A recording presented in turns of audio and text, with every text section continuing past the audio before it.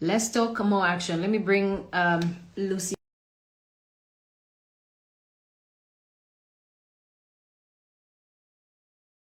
so we can get to understand exactly what nutritionists do. Yeah, they plan your meals, and I guess they tell you the stuff to eat and what not to eat. Hi, Lucy. How are you? Welcome to Hi. this conversation. I can see half of your head is cut off. Oh. Do you realize that? Ah, great. That looks better. Not yet. I think move a bit back, or you can come closer and change the position of the phone. I'm good. Yeah, now you're good. Can you hear me clearly? Yeah, I can. Fantastic. So, talk to me. How's your day been? Yeah, I had a great day. Uh-huh. Yeah, I can't complain. It was awesome. That's good. It was awesome. So, I mean, for people who don't know about nutritionists, who is a Yeah. nutritionist? A nutritionist is a profession. Let me start with nutrition is a profession, and nutritionists help clients to achieve their nutrition goals as well as manage their medical conditions. That's the work of a nutritionist. Okay. And what's the difference between a dietitian and a nutritionist? Because I think those are two different things that people keep mixing up all the time. Yeah, dietitians major mainly in medical conditions, but a nutritionist is like overall. You can do medical and you can do other things, but dietitian is strictly on medical therapy. Oh, okay. And you know, the other question would be, so what did you go to school to study? Like, did you study stuff that we guys studied? I mean, I know you do things like biology and things like that. I don't know, chemistry, physics. What did you study in school? Especially at the uni, not secondary school. At college or university, what did you study as a nutritionist? My course was nutrition and dietetics. Yes, you get those subjects. You must do your sciences, the physics, biology, chemistry, all those. They're included. Ah, okay. And this was Yes. how many year course? Like 3 or 4? It's 3 to 4 years, inclusive of your attachment and internship. Oh, 3 to 4 years. 3 to 4 years. That's interesting. So Yeah. I would now like for us to talk about nutrition. Why is it important? Why should we care about nutrition? Can't I just eat my carbs every day and just be good with it? What's wrong with that? There is this thing that you are what you eat. That actually is Uh-huh. very true, because actually whatever you eat itajitokeza yenyewe. For example, if you indulge more Yeah. on carbohydrates or more salt, eventually you'll become maybe diabetic or hypertensive simply because you're consuming more of the sodium containing foods. Oh, really? So yes. Okay, that's something I'm So learning. yeah, so you are what you eat. Eat healthy foods, kila kitu kitajitokeza. Utakaa healthy, you'll be able to take control of your weight. So ukikula tu just mindless eating, itajitokeza tu with that weight yenye hautaki.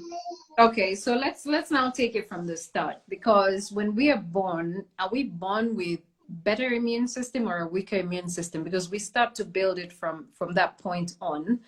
And what exactly is it that helps to build immune systems from the age 0 all the way up? Yeah, you start to build your immune system right from conception. That's why you're supposed to take care of your pregnancy, whatever you are eating. Chochote chenye unakula, it's either helping the developing fetus ama inamharibu more. Kwa hivyo, boosting your immune system inaanzia na what your mother took during pregnancy. Kwa hivyo, it's right from the natural defense yenye unazaliwa nayo up to after 6 weeks, after the 6 months, when you start weaning your child, the foods that you are introducing, that's where you start again boosting the immune system. Kwa hivyo mtoto from from the first meal, Mm-hmm. that's when you determine your immune system. From the very first meal. All right. And that is, I guess, the space where a lot of us tend to get it wrong. We tend to give our kids only the foods that they like. Like if a kid loves rice, they'll eat rice every day because they don't want to eat anything else. You know, when you have fussy eaters at that age, how do you go about it? What advice do you give us as nutritionists? Sorry?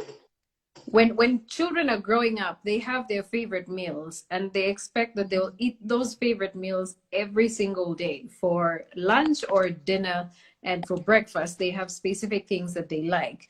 So how do you go about dealing with a fussy child, a child who only likes specific foods? I think it comes right from the introduction. When you're introducing foods, try to Yeah, give variety. Give variety, a because when variety you of give only foods. one type of food, mtoto atakuwa akijua this is the only food that I can eat. For example, the vegetables. Yeah. Watoto hawapendi vegetables completely. They see it and they start crying. They're like, that's But there is grass. a way. I remember my son telling me, that is grass. I don't eat grass. I don't know whether it's the color of the vegetables, but they completely hate the vegetables. Yeah. But when you give variety, for example, in weaning, give like maybe 10 varieties of vegetables. By the time wanakataa, they reduce to 5. Kwa hivyo utapata wamekataa the 5, but at least kuna 5 zenye wanaweza kula. The same way to carbohydrates. Give variety. Carbohydrates is not only the rice, the chapati, all those. Onyesha mtoto anaweza kula like the sweet potatoes, the ndoma, all those. Give variety. By the time mtoto anakuja kukataa, utapata like mtoto ako na the 5 carbohydrates, the 5 vegetables and all that. Kwa hivyo utapata at the end of the day, mtoto wako anapata all that they require. So variety is the key. Okay. Here. Yeah.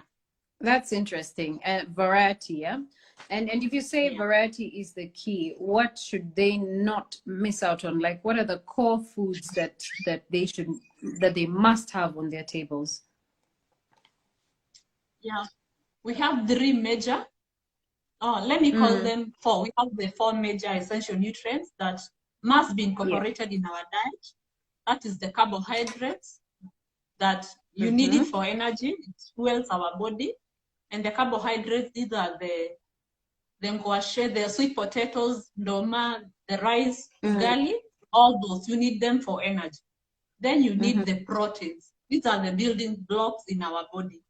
The body building in our body. So you need them. The protein, you have the plant-based, the beans, the soy, all those. Then you have the animal-based, fish, poultry, all those eggs. Then we have the vitamins and minerals.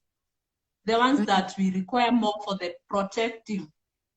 They are more of protective foods. So we need them. And also we need the fats in our body. Okay, and we also need fats as well. In your plate, you must have a carbohydrate, you must have a protein, vitamin and minerals, and you get them from the vitamins in form of the vegetables and fruits in our diet.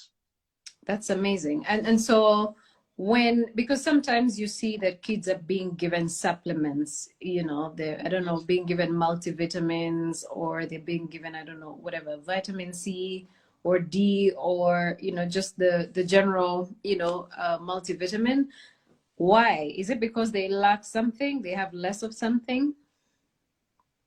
Yeah, sometimes it could be out of a deficiency that maybe the diet only cannot meet the required level. So you get some are supplemented, but if maybe the case is not that severe, you can be advised on the right diet to get the mineral, the vitamin that you have a deficit in. But don't just wake up one day and decide that your child have a deficiency and go for the supplements. Don't do over the counter. Yeah. Okay, all right. And then of course, when the kids get to teenage age, you know, then it becomes a whole other issue altogether, because either they're eating too much of something and less of another. But then when you're a teenager, or I think I can recall when I was a teenager, I think our appetites were a bit higher than, you know, when we were younger, when we were kids. So how do you manage a diet for a teenager? You manage by giving what is enough. I think just give what is enough. Like maybe, for example, when you're taking the 3 major meals, that is the breakfast, lunch, and supper, and maybe a healthy snack in between the meals. That will be able to meet all the energy requirements that the teenager needs. Okay. And then now you get into the 20s. So I'm starting from age 0 all the way up, because I know it's in the adult phase where all the questions start popping up. Now you get into your 20s after your teenagehood, and you start to realize, okay, I think there's something going on with my health. How should I go about it? So tell me about nutrition in your 20s. Nutrition in your 20s, you need maybe to focus on a few things, like maybe your iron, your folate intake. You should focus more, because I'm sure at this age, like the reproductive age in Anzia, that's when you should be taking care of your fertility, maybe health. Kwa hivyo hata chakula chenye unakula, because supposed kuwa more restrictive. Jaribu to avoid the junk or those the unhealthy foods, and try to incorporate more of the healthy foods and those that will boost your fertility. Okay.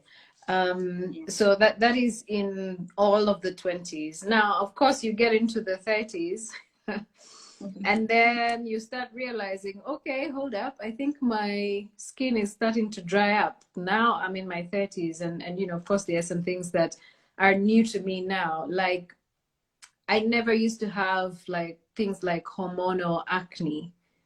Now, I don't know, 2 kids later, I'm like, hold up, what's going on? What's happening to my face? You know, you start to feel the changes, and maybe you now start to even change your habits. You're like, I'm not going to shower hot water. I'm going to shower lukewarm water, or even cold water, because sometimes when you shower water that's very hot, you actually feel the effect on your skin thereafter. So what happens now in your 30s? What is your nutrition advice for the 30s ages? And by the way, we're talking about male and female, not just the female side. Yeah, on your 30s, maybe you'll concentrate more on the vitamin C foods to take care of your skin. Yeah. And also adequate fluid intake, and to be specific, water. Yeah. In your 30s, hapo ndo maji yuko supposed kukosa kwa nini kwa chupa. Have your what, make water your fluid of choice. Kunywa maji kabisa. Try to eat more of the fruits and vegetables. That's why your skin will get nourished. Okay. In your 30s, hiyo sio ule wakati wa kuindulge more on the red meat, the junk, hapana. Those are some hard facts you're giving us right now. And then the 40s check-in. What do you advise people in their 40s right now? Is it the same advice you'd give people in their 30s?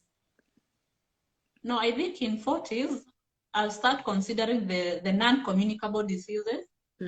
Some happened or like ugonjwa kama the diabetes. You are at a higher risk from the age 40 above. So I'll check maybe your carbohydrate intake. Yeah. As well as maybe your plate portioning. But at 40s, I'll be more on the non-communicable diseases, because that's where the risk factors start. Okay. I would like for us to... Go on. But like when you're on your 20s, maybe on your 20s, that hawezi pata ugonjwa kama diabetes. Yes, you can, but at 40s, the risk factors increases. Okay. So which is more healthier? There's a question here for you. Which is more healthier? From Bimbo's Flow, he's saying, is it losing or adding weight? Which one is healthier? I think it depends with your weight. It depends with your If you weight. are Okay. overweight or obese, of Mm, course losing weight will be healthier for you. When you are maybe underweight, gaining will be the healthiest way for you. So okay. it depends with your weight and BMI. All right. And there's another question for you here coming in from Ibra. He's saying, what is your opinion on vaccinations for babies after birth? Is this a question to ask a nutritionist? But anyway, yeah, if you can respond to it. Yeah, vaccination, they are very important. They help boost your child's immune system as well Mm. as they are preventative. They prevent your child from certain diseases. Kwa hivyo, vaccination, please take your children for vaccination. Mm. Yeah, they All are right. not harmful. They are meant to help your kid. Great. I would like for us to take a brief break because there's something I think that's up with my lighting. I just need to fix that, and then we can come back and sort out and continue the conversation. But I'm liking how the flow of the conversation is at the moment, and we're going to get into the 40s and 50s and the 60s and the 60s because I think that's where I don't know if there are people in their 70s on Instagram, but I know for sure there's some in their 50s and 60s.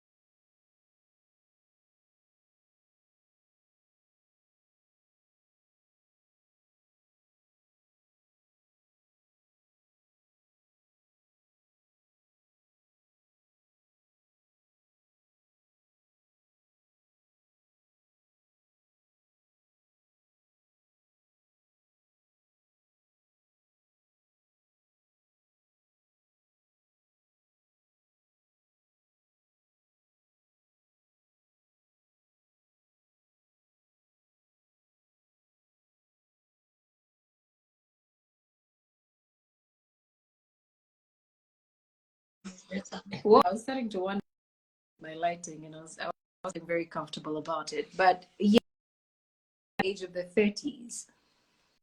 Tell me about, no, 40s, right? Tell me about nutrition in your 40s. How seriously should people check it for men and for women? I know that for women, because I guess I know more about that side than I'll do for males. You know, there are things like menopause that start to check in for some people who get into early menopause and stuff like that. And then there are also these other health issues that come up. What do you advise people to do in their 40s? I have like how many years to go? I don't know, six or so years to get there. Okay, this is the time that you should be more considerate on your diet, because at 40s, the risk factor for developing the non-communicable diseases increases. So you need to watch your diet very strictly. Watch your carbohydrates intake, watch your fat intake, your protein, like the whole of your plate. Check what you eat. Yes. Okay. And so there's, I think a while ago, maybe some few days ago, you posted about drinking lemon water in the morning is such a great way to boost your hydration, get in some vitamin C and support digestion. Do you want to tell us about that? Like the lemon water, like it's a good thing of starting your day. It will give you that hydration, and also it's a way of detoxifying your body in the morning.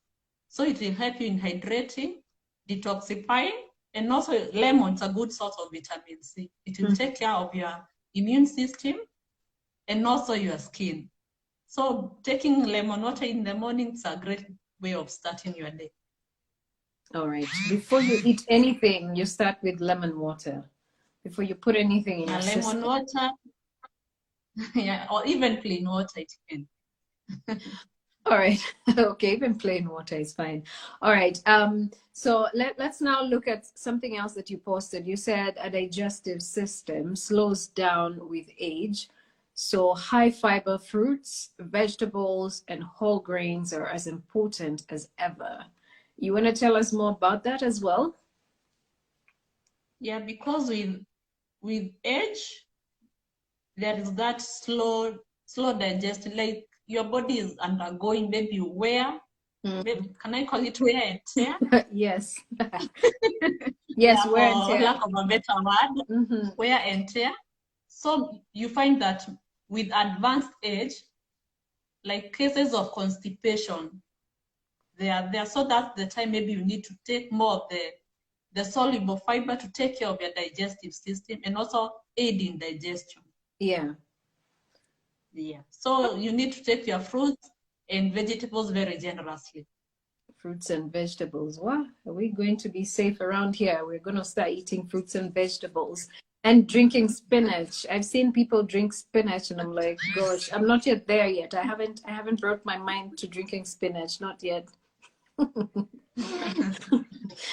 Okay, so tell me something in terms of taking care of your health, because sometimes they say, and just like the topic is what you are, what you eat, sometimes people have complications like, there are complications of maybe endometriosis, complications around fibroids, complications around, breastfeeding and all of that. Some people struggle to get milk.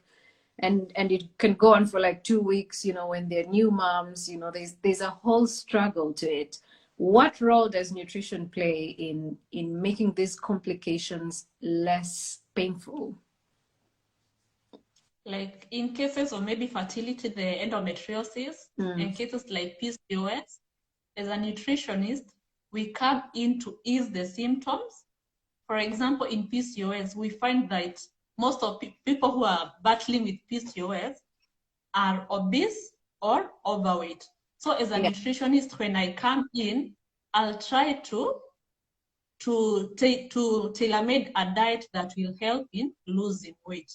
And by losing weight, some of the symptoms will be relieved. Okay. Yeah, and maybe in cases of breastfeeding, I'll give a diet that will aid in milk production as well as that will aid in recovery, the postpartum recovery. All right.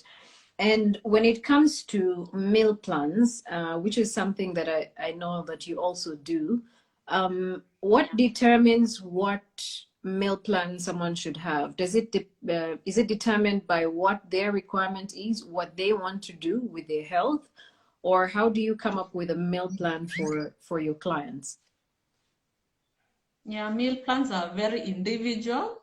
Like I make it for one client, one meal plan. Like you can't take another person's meal plan for your use, because I'll put in consideration Yeah. your weight, Mm-hmm. maybe your nutrition and health goals, Mm-hmm. what your body needs. I'll put all that in consideration, and also maybe other health issues. For example, when I'm making a meal plan for a hypertensive person, it's not the same way I'll make it for maybe a normal person or non-hypertensive patient. Right. So there are many considerations that I put in place. Okay, and also so take me through the process. Take me through the process. So someone calls and they're like, I want to do ABC. Walk us through that process so that when people say they want to contact you to have their meal plans done for them, they know exactly what they should expect. So walk us through that process. You get a call from Joy, and Joy says, I think I'm short on this nutrient, I'm short on this vitamin, and I'm short on that. Maybe I need to pump up my calories. How does your process now go from that point on? I'll start with asking you your goals, maybe your nutrition, maybe your weight goals. Then from there, I'll do my own nutrition assessment. Yeah. Like maybe I'll do the diet. I'll take you through a diet history to get to know what maybe you are taking more or what you are missing on your diet.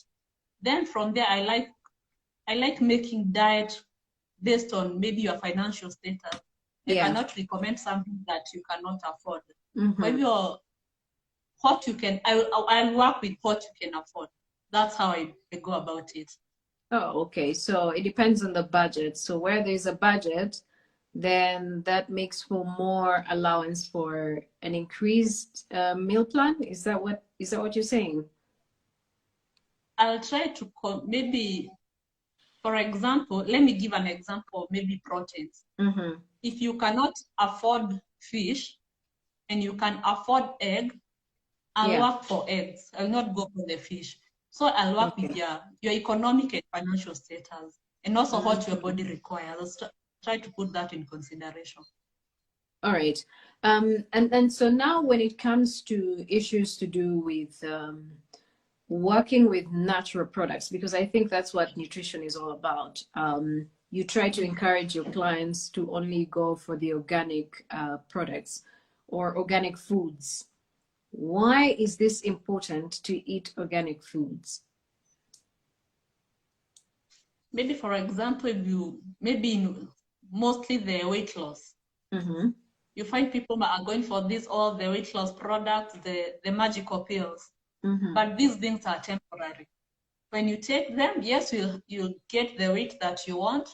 But when you go back to your previous eating behaviors, the weight gain will eventually come.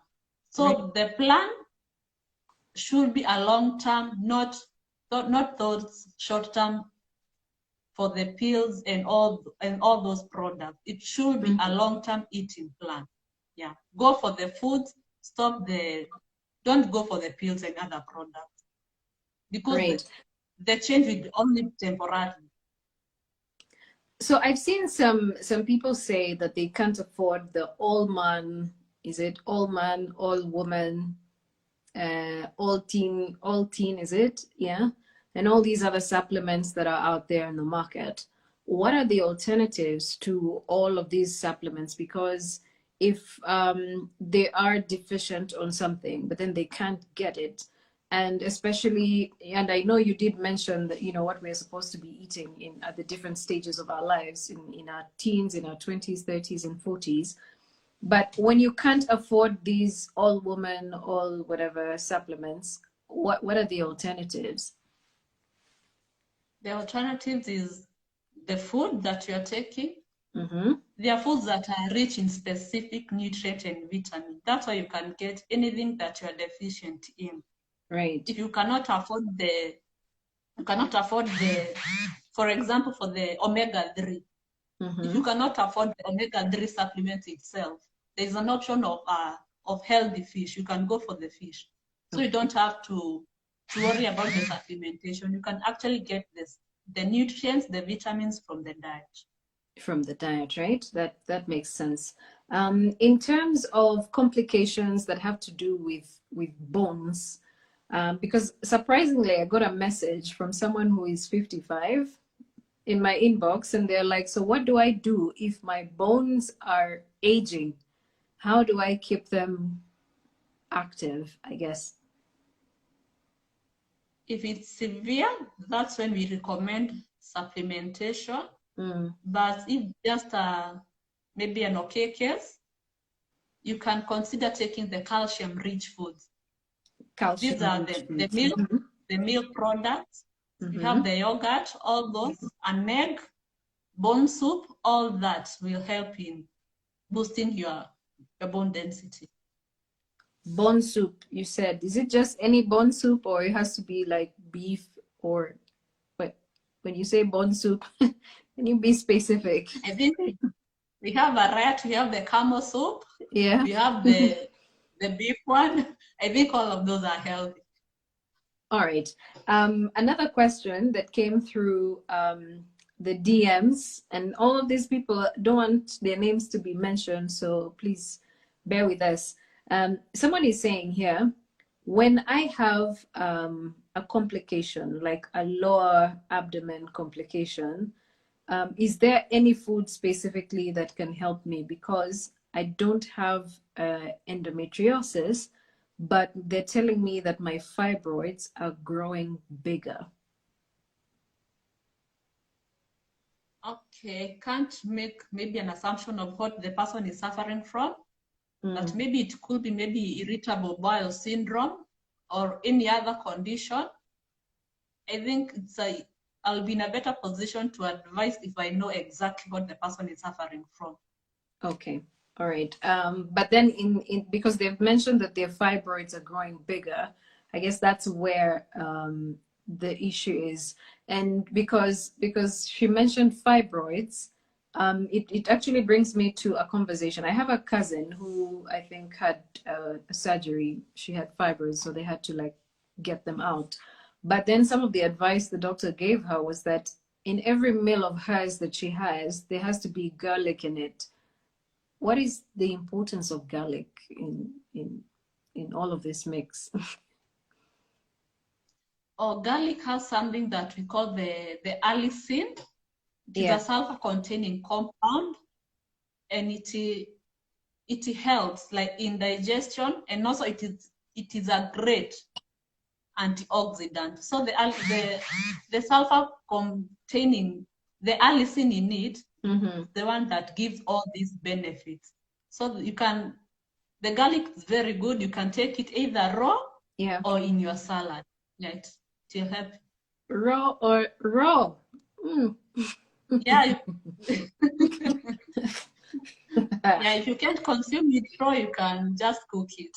All right. And also, what is now that we're talking about garlic, in terms of these other spices that people eat, turmeric and all of that, is it just a fast that people are obsessed with these turmeric things? Because, for example, if you go on YouTube right now, the videos with the highest number of views are those ones that are always talking about reducing your age, your skin can look, I don't know, 20 years younger and stuff like that. That's where everyone seems to pay most of the attention. But just tell us, from a nutritionist's point of view, do these things really work? And the generation we're living in today is that generation that wants things to be done instantly. Yeah, like I apply turmeric on my face today, tomorrow I wake up, my face is smooth. So where is your mind when it comes to those conversations? Yeah, they are good fats. They are natural. The turmeric, the garlic, the ginger, all those fats, they are natural and they are good. And they are Mm-hmm. excellent source of antioxidants. First, they have anti-aging effects. Mm-hmm. And the antioxidant in them that help fight the infection. So I'll go for anything natural. So Anything don't natural. anything natural, yes. Okay. And we just read the news over here, and there was an announcement that the famous footballer, the legendary, has died, and they say he died of heart attack. And we all know that heart attacks are also a common thing in our parts of the world. And half the time it's either, let's say cardiac arrest and heart attack, I guess, are one and the same thing. What would you encourage that people do about their nutrition to avoid or to delay these kinds of attacks? Yeah, to delay such the cardiovascular diseases, first you need to watch, like it all starts with your diet. Mm-hmm. Like how is your salt intake and sodium containing beverages? Because Right. when you take maybe much of salt, the sausages, the bacon, all those, the sodium in them is very high, that in return it causes your blood pressure to go up. And when there is hypertension, it's like a starting case for all the cardiovascular diseases. Mm-hmm. And also your fat intake. Are you consuming healthy fats? Try to limit the saturated fats. Saturated fats will get them from the deep fried foods, like the fries, the mandazis, all those, and consumption of red meat, the red meat intake. Try to limit the red meat, because that's why you get the saturated fats, and red meat are also high in sodium. They're high in sodium and they're also high in fat. So And regulate bad cholesterol. Yeah. and bad cholesterol. Wow. So Yeah. yeah, I totally get it. Eric Kitili is saying, I'm streaming live from Seattle in Seattle, Washington. To me, I drink lemon every morning. Eat apple, kiwi, lemon. I stopped having milk. I used to have 2% milk with chocolate, but I think I'm gaining weight. And then I guess it breaks off thereabouts. But is there a problem in taking milk? Because people who are all about their health say they need to cut down on their milk intake. But then in some cultures, milk is like the only thing that keeps people going. So what do you have to say about that, Lucy? I think there is nothing wrong with taking your milk, your cup of milk, maybe daily or on alternate days. Yeah. Very healthy, good source of calcium and vitamin D. So I don't see any problem with milk. Personally, I have no problem with milk. All right. Because he's in the US, maybe the milk in Seattle is different from the milk on our side. I don't know. All right.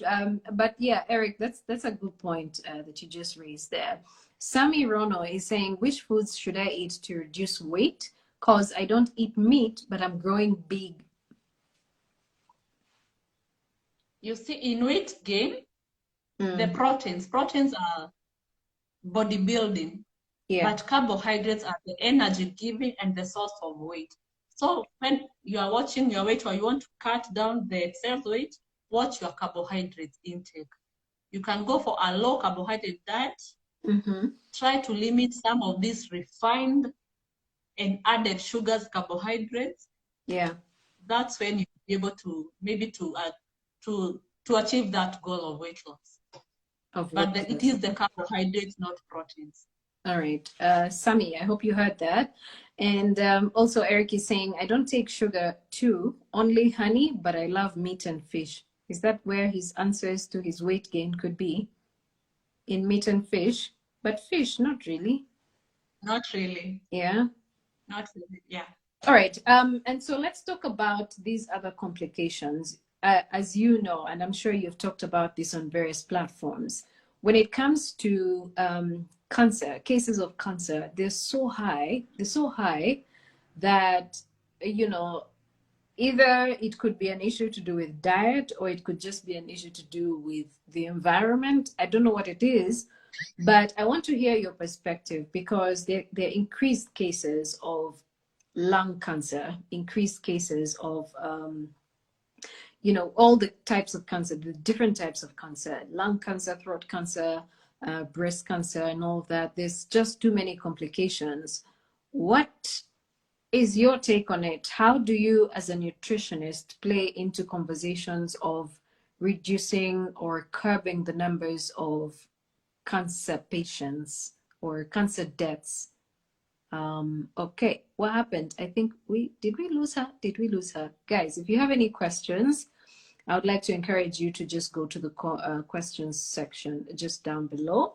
There's like a question mark icon. That's where you're going to be asking your questions right there. And I'm seeing already a question. Someone is asking, what if we start a search? Can we? Okay, all right. It's so easy to lose weight after the birth of my 2 babies. Now the third, my weight is not dropping. All right, that's a good question to ask Lucy as well. Let's see if we can get her back so we can continue the conversation. But it's quite interesting how much what we put in our bodies has an effect on literally our entire ecosystem. And so I want to just see how this all plays into that. And also, if you have any questions whatsoever that you would want to ask her, I think you can also type those questions down below or in the comments section, and we'll be able to pass them on to Lucy. Okay, let me bring her back. I don't know what happened. I think she got a phone call or something. Yeah. I want to hear her perspective on the increased cancer rates, cancer cases we have, not just in Kenya, but around the region. Lucy, welcome back. Sorry, we lost you there for a minute. Let's talk about let's talk about the cancer cases, the increased cancer cases that we have in the country and just across the East Africa region. There's all kinds of complications here, and to some extent it could be related to our lifestyle or our culture, that in some cultures, they eat meat every day. But I don't know, if it was to eat meat every day, I don't know how the Maasais would be living in today's day and age, So there has to be something else that's related to all of these cancer cases. Where do you think the problem is from your perspective? I think when it comes to dietary wise, I think we are consuming more of the processed. We are going for the canned, all those kind of foods instead of the natural foods. And when you find that these foods, maybe during their packaging, so much chemicals are added in them for preservation. Yeah. And when you consume all these chemicals, they have effect on your cells. They create these free radicals that destroys the cells, and in return, you are at a greater risk of developing all these diseases like the cancer. So I think what you are consuming, let's try to limit the processed, the canned, all those, and we go for the natural foods. We go for the natural foods. I like that. And also there are issues to do with bile, the bile, is it bile or the pancreas? Pancreas as well. Do you think that too is related to our dietary decisions? Or you think that, when it comes to those other bodily organs, there are other things that are at play here? Yeah, diet plays a role. For example, when you take maybe too much sugar, the carbohydrates, and to be specific, the refined carbohydrates, insulin must be produced. And insulin is produced in the pancreas. When you put too much pressure on your pancreas to produce more insulin, with time it's going to wear, and eventually you have issues with your pancreas. The same way when you consume too much fat, the excess fat is stored in your liver. At the end, you'll have issues with your liver. Issues. Wow. Okay. And also when it comes to things like kidney stones, people have had their kidney stones complications. Other people say their gallbladders have had to be removed, and so many other short stories altogether. And so the question I want to ask you is, how serious is it when it comes to those core organs? Like, are there certain foods you need to stay away from, or particular foods you need to stay away from, just to make sure, say, you do not I don't know, because some people say kidney stones are genetic, but are they? And if they're not, how do you make sure that you don't have these complications? And I know it has a lot to do with the diet, but what particular foods should people stay away from when it comes to things like kidney stones and their gallbladders being taken out altogether? It all starts with what is in your plate, like the portioning. How is your carbohydrates? Like the fruits and vegetables, the portioning of your plate. Yeah. The type of fat that you are consuming. Because when you're consuming much of the saturated fats, that's bad cholesterol in your body. And it will have effect on your gallbladder, your liver, and all that. Try to balance your plate healthy. Let half of your plate be occupied by the vegetables. Then the first quarter, the proteins, and mostly the plant-based proteins. Then the other quarter, the carbohydrates. And try to take water frequently. That's when you'll be able to avoid maybe these things like the gallstones. Yeah. Okay. Yeah. So tell me, if you can see this picture on my right, what is wrong with this food? Is there something wrong with this food, or it's okay? Is it a balanced plate? Is it a balanced very plate? okay. Yeah, it is. Okay, all right. I got that off your profile anyway. So I'm sure by the time you posted it, you're like, okay, I need to post something real healthy over here. And there's also a question about vegetables. Are there vegetables that are toxic? Because today we're being told to eat a lot of vegetables, but some of them have so many pesticides, and so there's that complication as well. What do you have to say about that? For vegetables, the thing, if you're not growing them yourself, when you buy them from the market, just make sure you're washing them thoroughly to clear off the pesticides in them. So you wash them with vinegar? Yeah, you can do vinegar, you can wash them thoroughly. Yeah. Okay. It will help clear the pesticide. Yeah, and I'm seeing just Steve is saying also water is polluted with chemicals and all that. So we have fish from this particular sources, there's fish from China, there's fish from all over the place, and we are being told to eat more fish, and this is complicating everything even more. But anyway, so tell me, in terms of taking care of the aged, because they always encourage people that as they age, they should have more, I guess they what do they say, 60% of vegetables, is it? And 20% of what? You know better. People in their 50s and 60s, because there are people here who are asking questions about their grannies and grandpas and parents as well. How do they get their diets right? Yeah, for the aged, try to consume more of the fruits and vegetables and whole carbohydrates, because with age, there is this case of constipation, like they find it hard during their bowel movement. So try to give them whole carbohydrates and variety of fruits and vegetables. It will help in digestion and also in bowel movement. Okay, so how do you know that your bowel movement has a problem? I know constipation is one of them, but after how many days of not going to do a number 2, do you now say, okay, I think something is up here? I think it's different for, there are those people who go the number 2 every day, others maybe after 2 days. But when you notice maybe you are straining, that's when you should know that there is a problem. But it doesn't matter whether it's 2 days or 3 days, as long as it's okay. All right. And my next question now would be, how do you detox? After you figured you have that problem, what do you do to detox? To detox the constipation.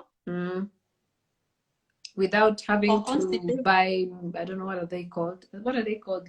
What are they? the Laxatives? laxatives and all Yeah, those, yeah. you go for the soluble fiber, and the soluble fiber you get it from the fruits and vegetables. And also you could be constipating because you're not having enough fiber. Oh, So go okay. for the fruits and vegetables, and also try to incorporate more of the fiber and increase your water intake, because also fiber without water, you'll get more constipated.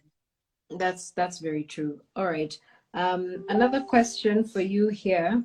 Someone is saying, I got an accident a few years ago, and because of that, my movement was limited.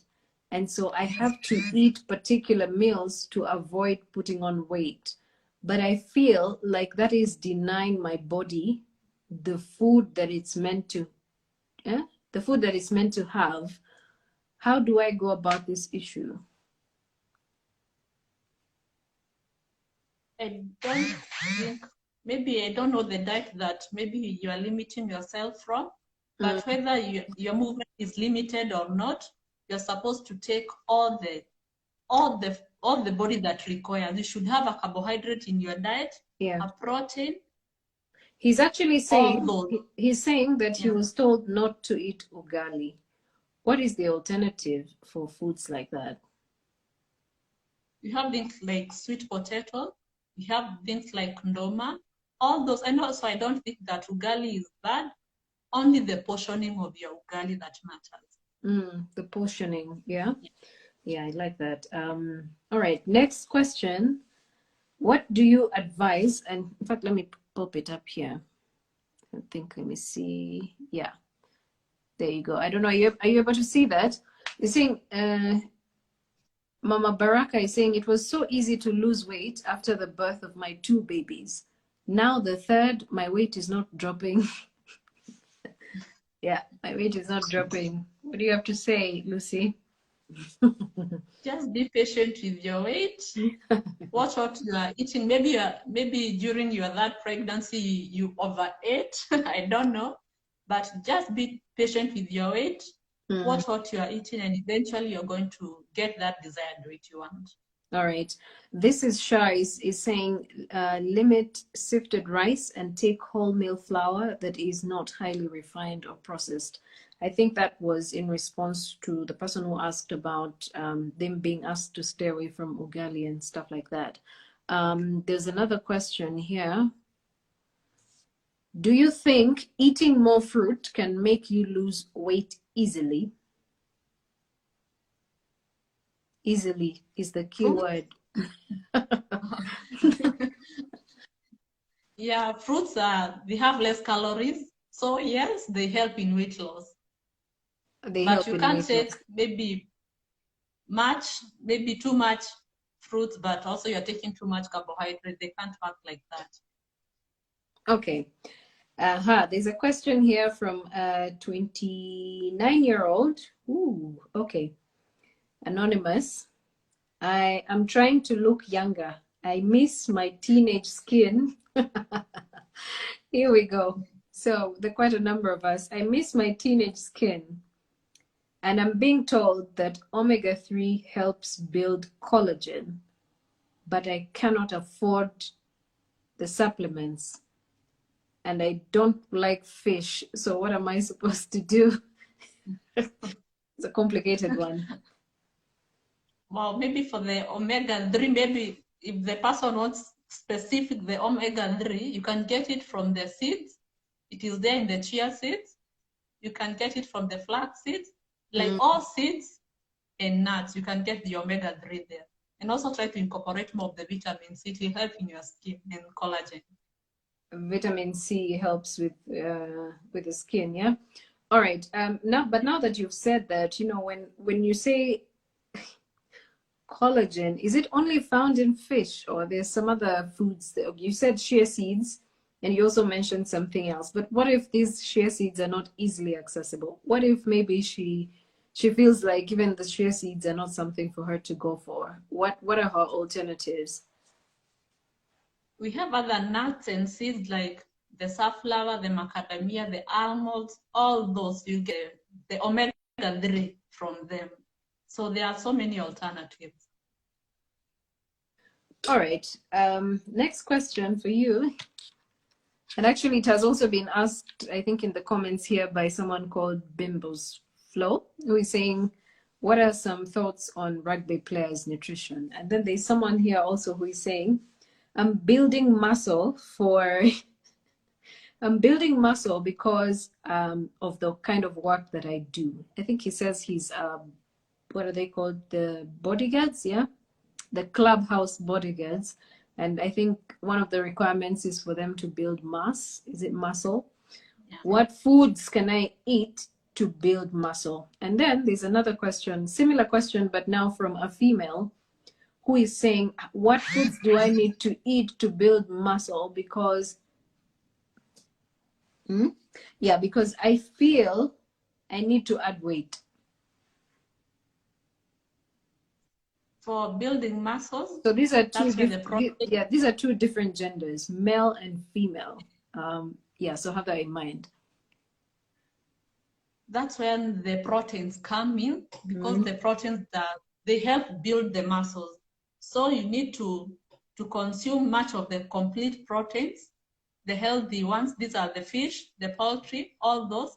But also in gaining muscles, you must work closely with your fitness or your trainer. It's not only the diet, but it's exercise and diet. So apart from consuming your proteins, you need to be in contact with the trainer. Okay. All right. With a trainer. Next question. Let's see. Yeah. Eric is saying fruits have sugar too. How does that work? Work in terms of what? So sometimes they say, stay away from sugar and all of those things. And then now there are things like mangoes that also do have quite a certain amount of sugar. So I guess that's where but fruits have sugar too. How does that work? Yeah. The sugars are natural, not the added sugars. That's the difference. The sweetness from the fruits is natural. Yeah. All right. Let me see. This is Shari saying reduce intake of sugar or sugary foods to reduce the damage of collagen in the skin. Oh, okay. All right. So sugar is it's pretty bad, yeah? Should we take honey instead of sugar? Should we alternate, or should we just replace sugar with honey? Just limit. You don't have to just limit the intake. Okay. Do it in moderation.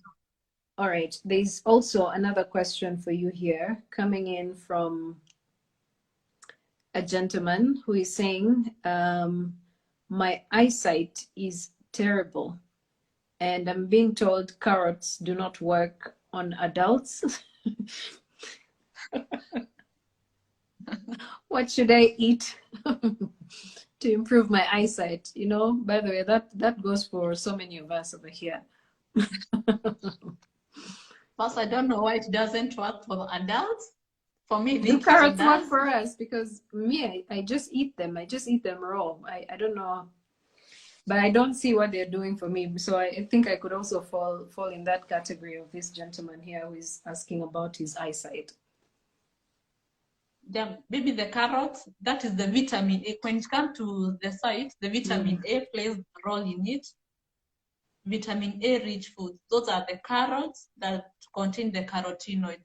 But also the carrots, like you said, you eat them raw. Yeah. But remember, vitamin A, it is a fat-soluble vitamin. So carrot will benefit you more when it's cooked rather than eaten raw. Oh, when it's cooked, yeah?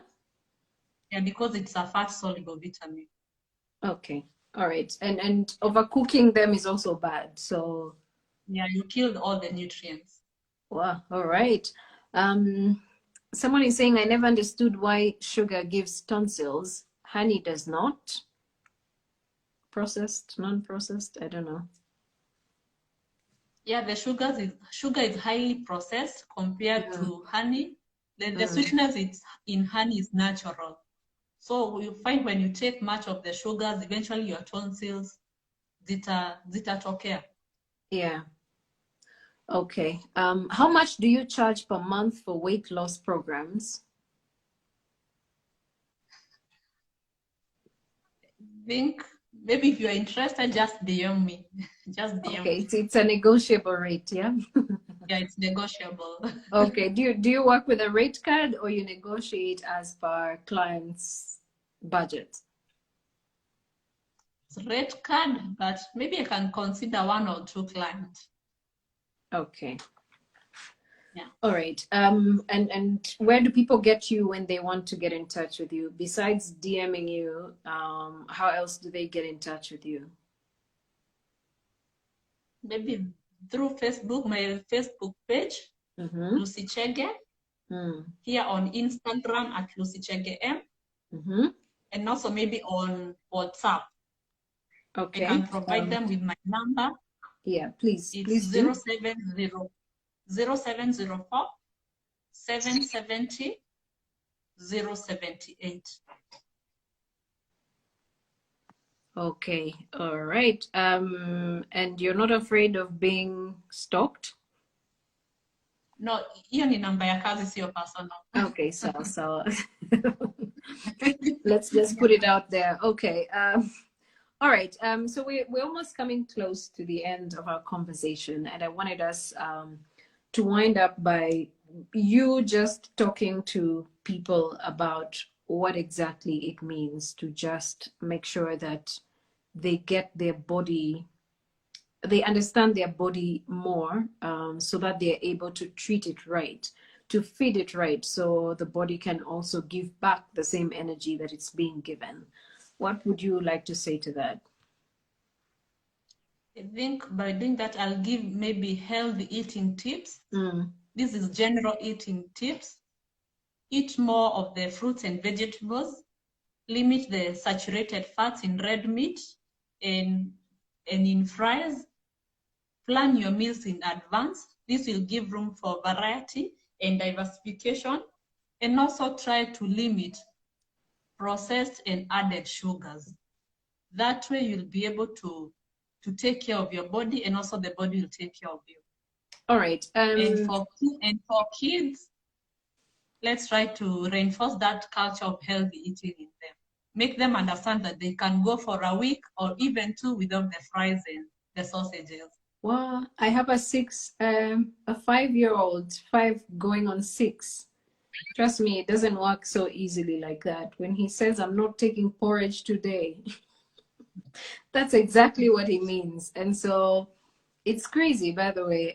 Kids are they're just little stubborn adults. That's all I can say about kids. Then there's a question here from Kenya, who is saying, am I overweight if I am 16 and about 77 to 78 kgs in weight? Am I overweight? I can't answer that. She has not provided her height. Maybe so her BMI. I don't know her BMI. Her BMI, yeah. Okay, all right. So you wanna respond to that if you can. Is being fat a choice or a calling?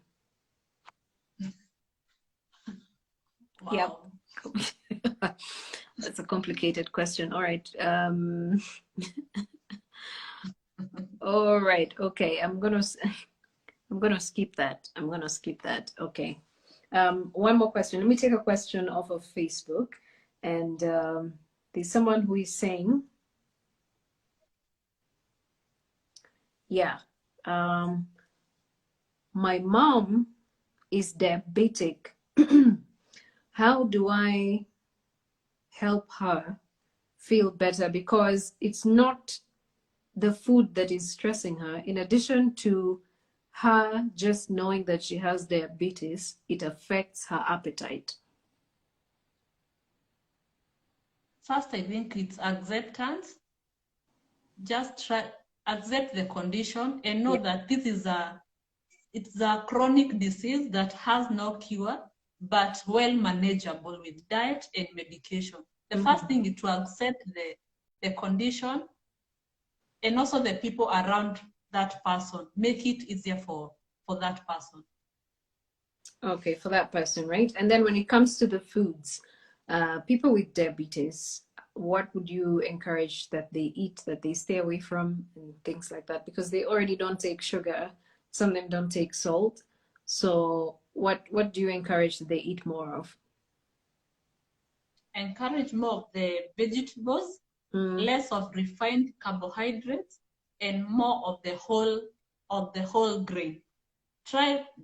Go for the brown rice, go for the brown ugali, the cassava, the ndoma, the sweet potatoes, all those, and try to limit more of the white bread, the white rice, and all that. Because when it comes to diabetes, it's all about the foods that give sugar as the end product. So watch your carbohydrate intake. All right, and what about people with reflux?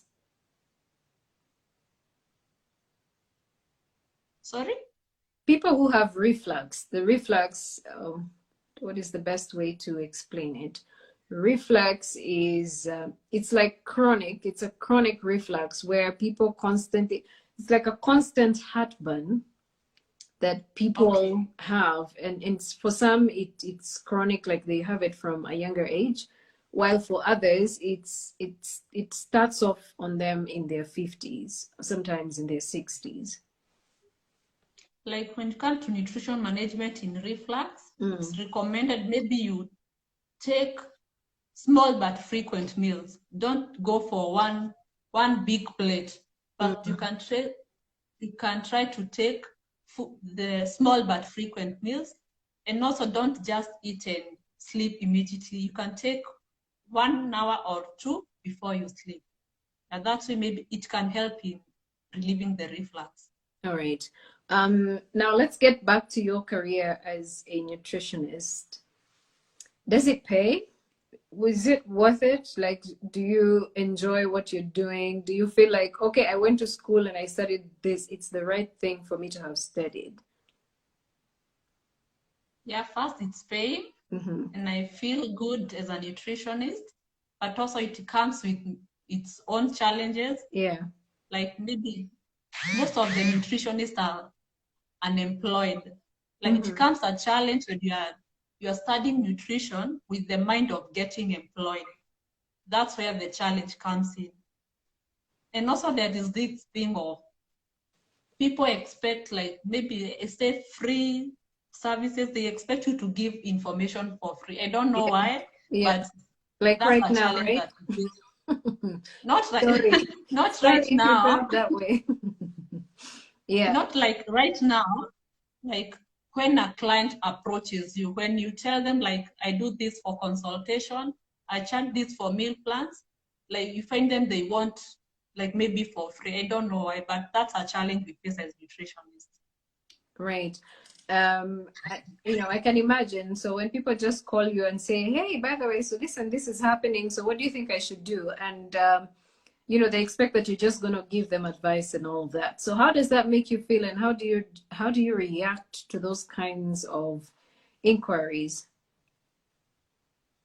Sometimes I do give just free advice, free nutrition counseling and education, but maybe when it starts too much, I have to consume maybe much of my time. I make you understand that I'm doing this is my career, it's my profession, and it has to pay. I make my clients understand that. Okay.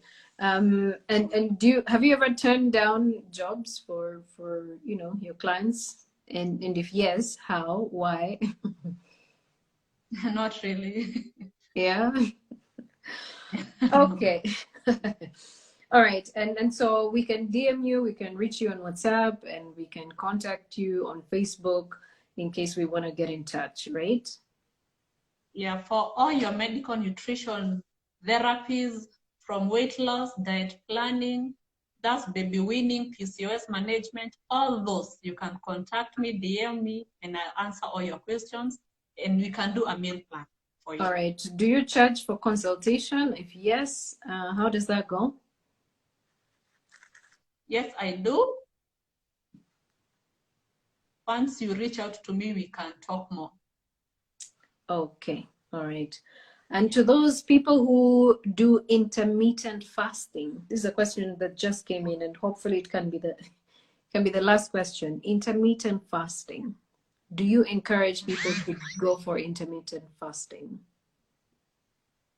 Yes, I do. You can do it. It's good for weight management, but it has to be very keen.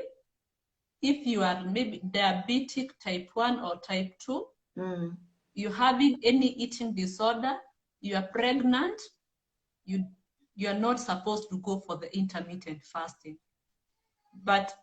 And also when you're doing intermittent fasting, make sure you stay hydrated by drinking water or any zero-calorie fluid.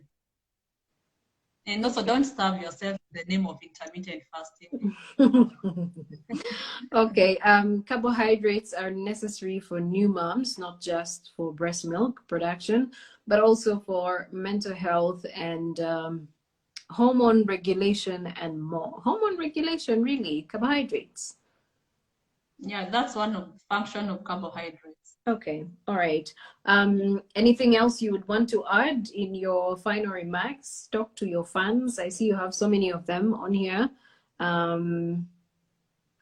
Talk to your fans. Maybe my final remarks, I can say, we are in COVID era. We are doing well. We are washing our hands. We are sanitizing. But some of these diseases, like the non-communicable, you cannot avoid them by just washing your hands. Yes, you are going to continue with proper sanitation, but also let's watch our diet, because this is where you get all these diseases, the starting point of all these diseases. So let's eat healthy and have a healthy lifestyle and living. All right, have a healthy lifestyle and living. The pandemic does not know about your diet. Yeah. But also it does require that should you get it, you also need to increase your intake of what? Is it lemon water? Is it lemon water or ginger tea? Do you want to talk about that, by the way, as we bring this to a close? Oh my word, sorry. But yeah, let's talk to us about that. In the event that we get COVID. Yeah. God I think most of us are doing lemon and ginger, the concoction, the dawa. Yes, it's good. It's loaded with vitamin C, a very strong antioxidant that help our body, that boost our body, and also it stimulates our immune system. So the lemon and ginger concoction is good, but still dawa ya corona. Keep that in mind. Okay, all right. Thank you so much, Lucy. It's been amazing having you on here. I love the conversation, and I wish you all the best. There's someone who has asked about what is the cure for hangovers, but I don't know if you want to you want to respond to that. All right. But thank you so much. DM, the one who asked the cure for hangovers, please DM. But I'm sure lemon and water, yeah, could help you somehow. Lemon and water could help you in a lot. So thanks a lot, Lucy. It's been awesome having you on here. Much appreciated. And guys, if you want to get in touch with Lucy, you can call her number 0704 770078. And you can also DM her on Instagram and also on Facebook. So until tomorrow, guys, have a good one and take care. Wear a mask, sanitize.